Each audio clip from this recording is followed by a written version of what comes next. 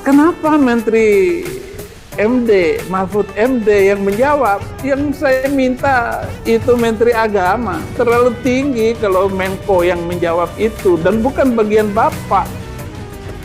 Sehingga Bapak katanya menetapkan saya sudah dianggap penista agama. Menistakan agama siapa? Saya hanya meminta agar 300 ayat dari Al-Quran itu harus dihapuskan.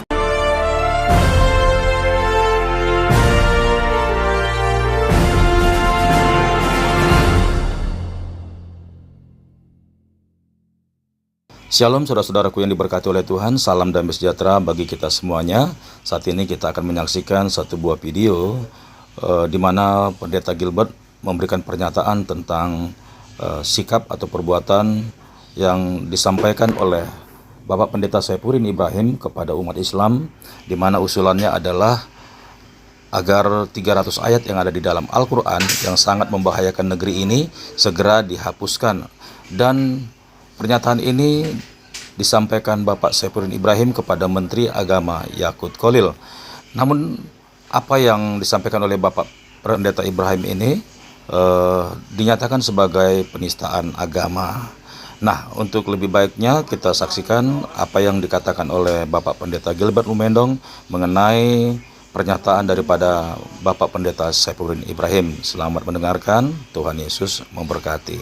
Banyak berita sedang dipenuhi dengan cerita tentang seorang pendeta yang kita kenal bersama, Pendeta Saifuddin Ibrahim, yang diduga dan dituduh sebagai penista agama. Memang ada beberapa kalimat-kalimatnya yang agak sensitif, saudara, dan kita doakan supaya urusan ini adalah urusan penegak hukum. Biarlah jangan menjadi kerusuhan tersendiri, jangan jadi tekanan-tekanan sendiri. Biarlah kita tetap mendoakannya, karena yang disampaikan oleh beliau, meskipun ada bahasa saya bilang ada usul-usul yang sedikit menurut saya agak konyol, saudara, karena buat setiap orang kitab suci adalah sesuatu yang penting. Bahkan ketika dikatakan oleh saudara Rocky Gerung bahwa kitab suci itu fiksi,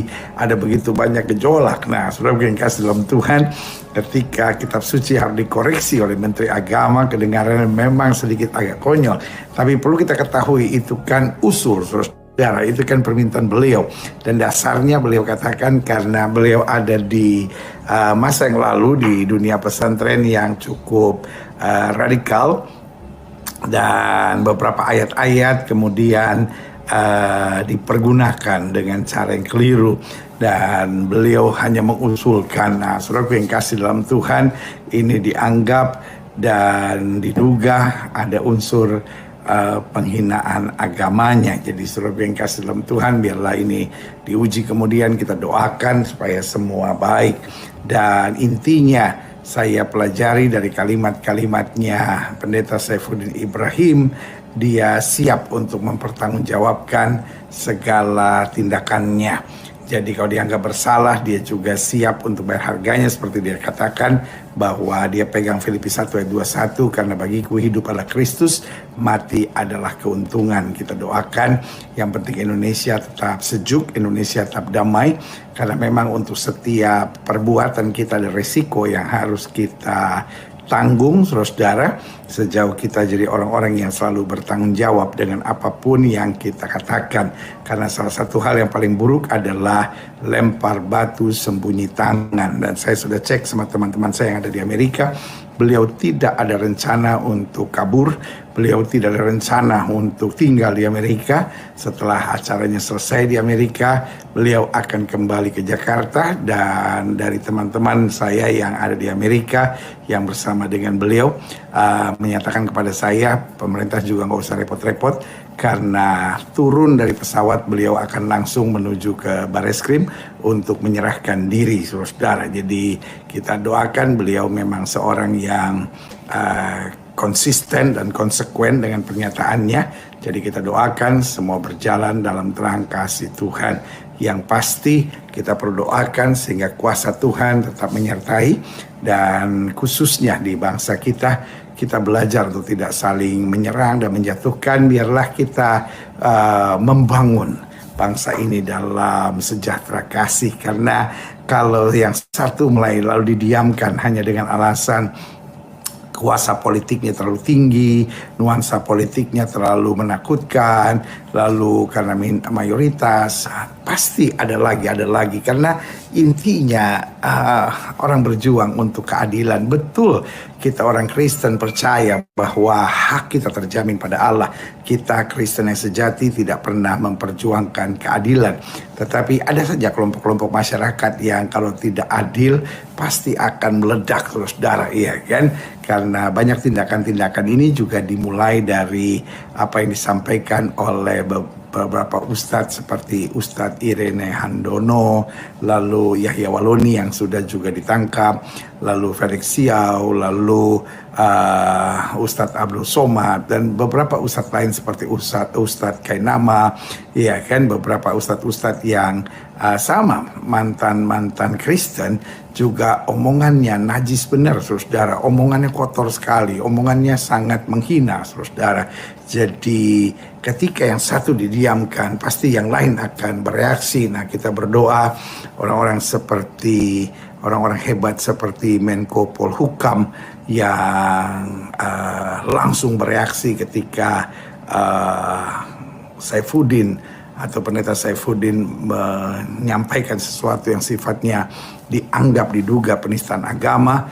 Biarlah juga kita harapkan bahwa Bapak Menko Polhukam adalah seorang yang berintegritas, jadi tidak memilih-milih, karena beliau bukan Menko Polhukamis, ya kan, Menteri Koordinator Politik, Hukum dan Agama Islam, ya kan, Politik, Hukum dan Keamanan, ya, bagian Islam, saudara, ya kan, tetapi beliau adalah Menko Polhukam RI. Jadi sebagai Menko Polhukam kita akan sangat salut kalau kebetulan kan beliau adalah bagian Menko Polhukam. Jadi kalau dianggap ini sudah berhubungan dengan keamanan negara, mari Bapak yang terhormat Bapak Mahfud MD, Bapak jujur dengan diri Bapak sendiri dan tunjukkan bahwa Bapak adalah seorang yang nasionalis.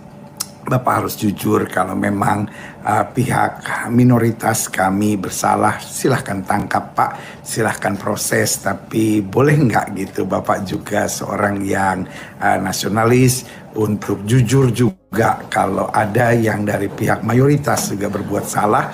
Bapak akan sangat dikenang sebagai seorang nasionalis yang bertanggung jawab, yang Pancasilais, jika Bapak juga bersuara gitu, ya kan, bersuara Pak, bersuara minta tolong Pak gitu. Kami sudah minoritas, jadi akan sangat mantap sekali kalau Bapak juga jujur dalam hal-halnya. Kalau kita bersalah seperti yang terjadi dengan Muhammad Kece, yang terjadi dengan Ahok, ya kan, dan juga akan terjadi dengan Bapak Pendeta Saifuddin Ibrahim, kan baik kalau masing-masing bertanggung jawab, dan juga baik juga kalau pihak mayoritas diduga berbuat salah juga Bapak bersuara. Kelihatannya Bapak jadi mantap gitu Pak, karena berarti Bapak seorang nasionalis sejati dan Bapak seorang Pancasilais sejati. Kita minoritas ujung-ujungnya hanya bisa berdoa, hanya bisa berharap, tapi mantap sekali kalau Menko Polhukam kita segera bertindak sama seperti, atau segera bersuara sama seperti ketika mendengar ada hal-hal dengan kami yang minoritas. Ya, itu harapan dan doa kami supaya Menko Polhukam kami betul-betul Menko Polhukam RI, bukan Menko Polhukam agama tertentu saja gitu. Itu harapan dan doa kami, dan kita berdoa baik tokoh-tokoh agama stop menebarkan kebencian, karena apa itu berita Injil dalam bahasa Yunaninya adalah Euangelion, artinya berita baik. Biarlah kita selalu membawa berita baik. Di Indonesia krisisnya udah cukup banyak, gak perlu lagi ditambahi dengan krisis-krisis lainnya, ya kan, khususnya yang penghinaan agama. Orang udah bicara ke bulan, orang udah bicara satelit, orang udah bicara robot, kita masih bicara tentang penistaan agama. Aduh, itu namanya rendah sekali gitu, saudara, ya kan. Si ini ngomong begini, si ini ngomong begini, dan akhirnya yang ada hanya kekacauan. Mari kita pegang, untukmu adalah agamamu, untukku adalah agamaku. Kita memang berbeda, tapi kita satu, NKRI. Indonesia merdeka, Indonesia jaya, Indonesia hebat, Indonesia tumbuh, dan Indonesia maju.